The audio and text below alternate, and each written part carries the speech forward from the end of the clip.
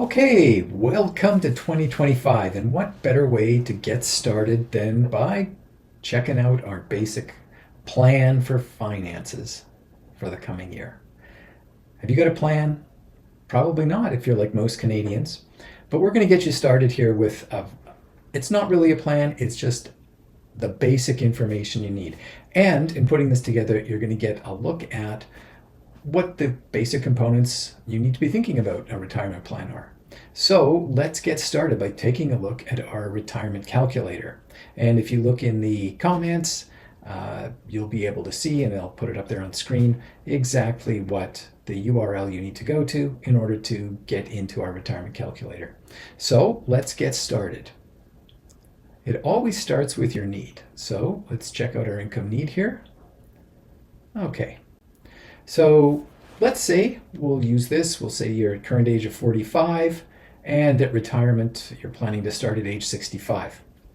Now the default I think in this calculator is age 90. I think that's a little light, especially if you're 45.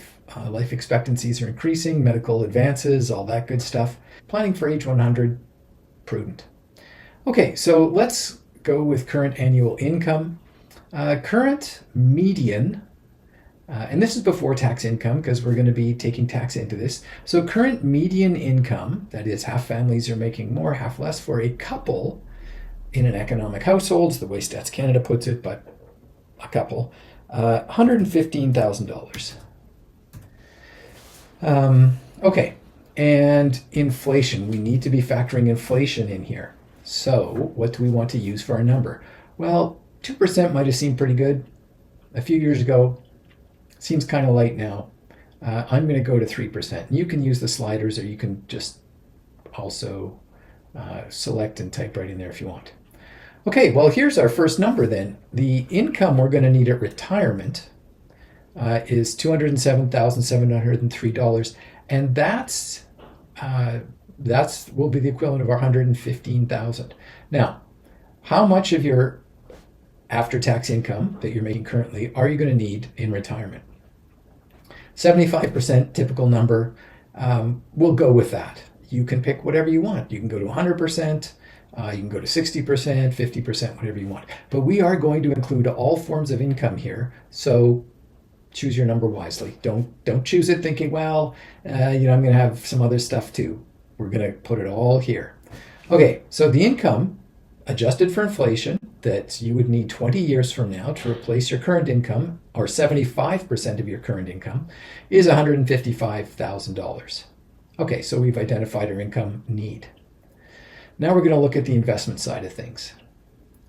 All right, so what's the current value of your investments? Well, it could be anywhere from virtually nothing to who knows what. So let's say if you're in a healthy position, maybe at age 45, I think we were looking at here, we're going to say you probably want to be at least around $250,000 by this point. That would be great. Listen, if you're not there, don't panic. We've got lots of other programming and plans we can show you that are going to get you all caught up. Okay, annual investments. How much are you putting away? Well, I would be advising you should be putting away 15% of your income. We said that was $115,000. 15% of that would be about 16. So let's go 15,000. And a lot of you out there going, what? I'm putting away $500 a month. I'm putting away $250 a month. Well, this is going to show you that you're not on the right track. So doing, you need to change your priorities. All right, what age do we want to start at? Well, we said we're age 45. Fair enough. Okay, and our retirement investing, that is adding to our investments, is going to end at age 65. Now, rate of return. And we're doing a whole other program on this shortly, so stay tuned for that. But for now, take my word for it. Rate of return, we're going to go with 9.5. And a lot of people going, oh, I talked to my bank. They say it should be 5 or 6 or whatever. It's like, again, check out our other programming on that. You're going to see if you're doing it wisely and prudently for making some good decisions, you're going to use a bigger number than your bank's going to give you. All right, during retirement, so our blended rate at that point, maybe we'll just go 8%. Okay, so now we've set up our investment landscape. Retirement income. Okay, so what are the other sources we got going on that we're going to be using in retirement? Well, Canada Pension Plan, you can get that real number for yourself. You can log into your CRA account and find that, or your My Service Canada account, and find out what your projected CPP is. This 9,100, that is about the national median currently. Maximum benefit currently is 16,375 as of a year ago. That will bump up shortly. Old age security. Okay, generally speaking, if you've been a Canadian all your working life, or you've been in Canada all your working life, you're going to get the max, which is currently 8,560. So your two government programs there, total 17,660. That's in today's dollars. This is again all going to be adjusted for engine. If you have a company pension, you can input that here. You'd have to get your projections from your pension manager to find out what that's going to be about. Again, start at age 65. This is just for the pension.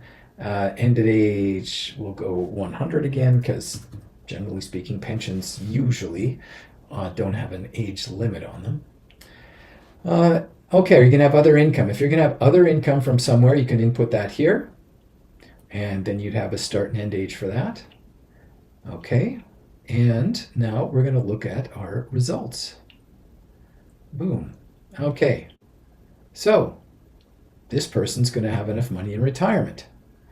They're starting at age 65. They only need 75%.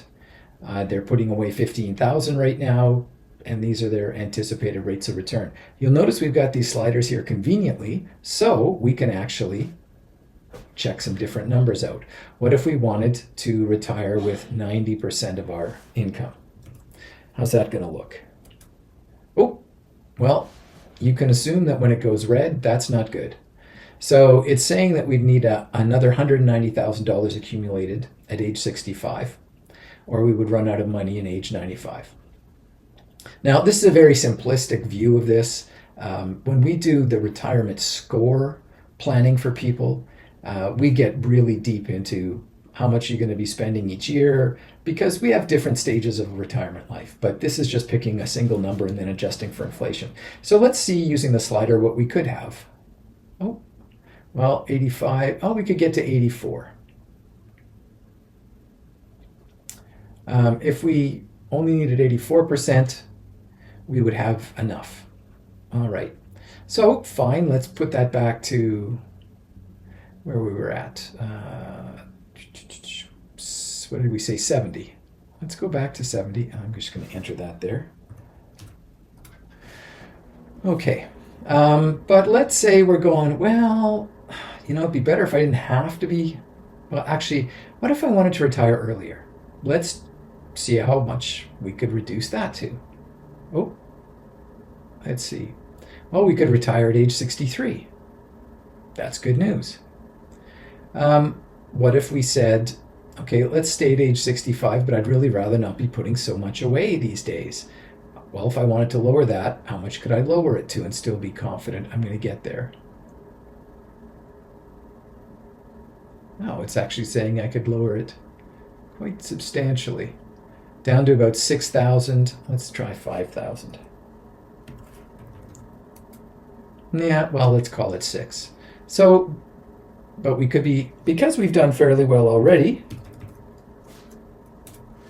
we could go as low as 6,000. Now, personally, I'd always want to be building a bigger cushion than that.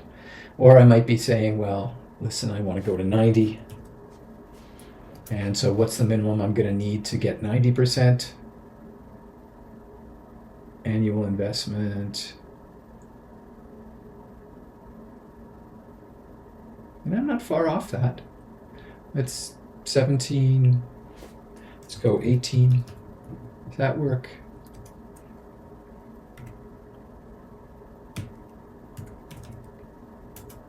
Yeah, so 18.5, about 1,500. That's not that bad. 18.5, you're setting aside 17% of your income.